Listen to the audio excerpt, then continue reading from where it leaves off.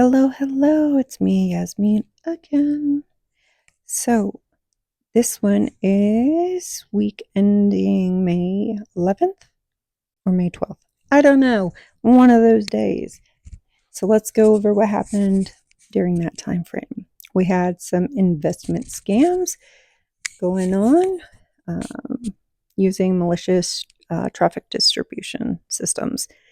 So, a research group called InfoBlocks identified an ongoing investment scam campaign that was run by two threat groups, Reckless Rabbit and Ruthless Rabbit. Their naming conventions, not mine. These were using DNS-based infrastructure and registered domain generated algorithms to enable to scale their operations. Oh my god, I'm trying to go quick, but obviously I am messing up. But let's move on. The scams lured their victims via Facebook ads, spoofed news articles, and fake celebrity endorsements, directing users to fraudulent investment platforms. These actors utilized DNS wildcarding, geofencing, and cloaking services to evade detection, with infrastructure often hosted on Namecheap and IPs tied to whatever that name is there on my screen and this other name on my screen. Thank you for reading. The campaigns predominantly targeted Eastern Europe and leveraged the TDSs, the traffic distribution systems, to tailor content and filter non-targets. I believe I might have done a deep dive on this. You can go to my Substack and check that out, or my Gumroad link and check that out. I have some technical deep dives there. Anyways, verticals impacted were finance, retail, cryptocurrency, and media. Type of intel, operational and tactical. Category, malicious TDS. Moving right along. We had Cold Driver, deployed Lost Keys malware, and He Cluster, infrastructure observed. I know, great title. Between January 2025 and April 2025, Google's threat intelligence group identified a new malware strain dubbed Lost Keys, attributed to Russian state-linked threat actor Cold Driver, also known as these other names. The malware represents a significant evolution in Cold Driver's capabilities, transitioning from credential phishing to deploying custom malware for targeted espionage. Dun, dun, dun. Verticals impacted are government, defense and intelligence, media, NGOs, academia, and research. The type of intel, strategic, tactical, operational. Category, malware. All right.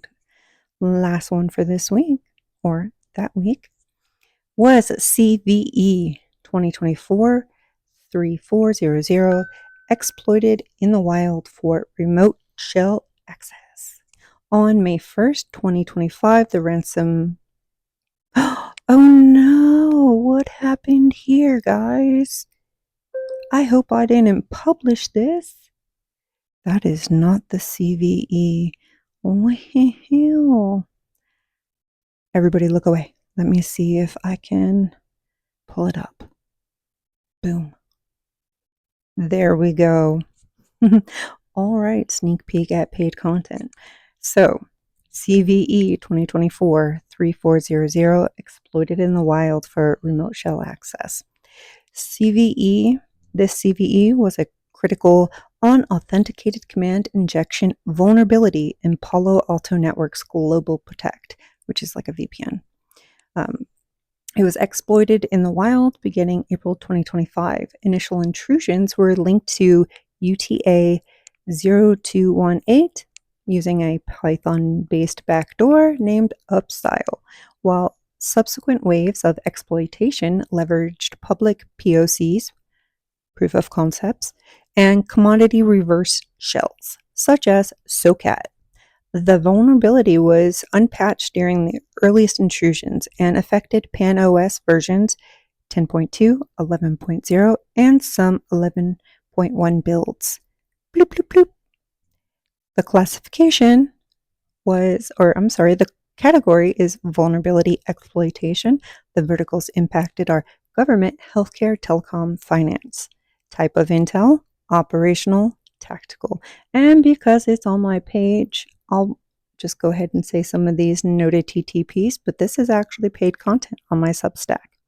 Noted TTPs, use of SSL VPN, Hyperport, as you can see, for pre-auth injection, curl and dropped shell for loader deployment, SOCAT reverse shell for attacker-controlled VPS, variant observed with encoded payloads to evade EDR, VPS rotation patterns consistent with commodity infrastructure, MITRE tracking T1190 exploit public-facing application, MITRE tracking T1059.004 command and scripting interpreter Unix shell, MITRE tracking T1071.001 application layer protocol web protocols.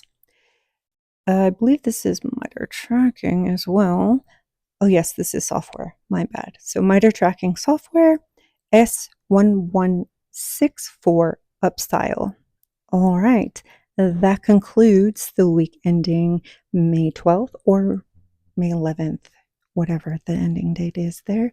Anyways, thanks for watching.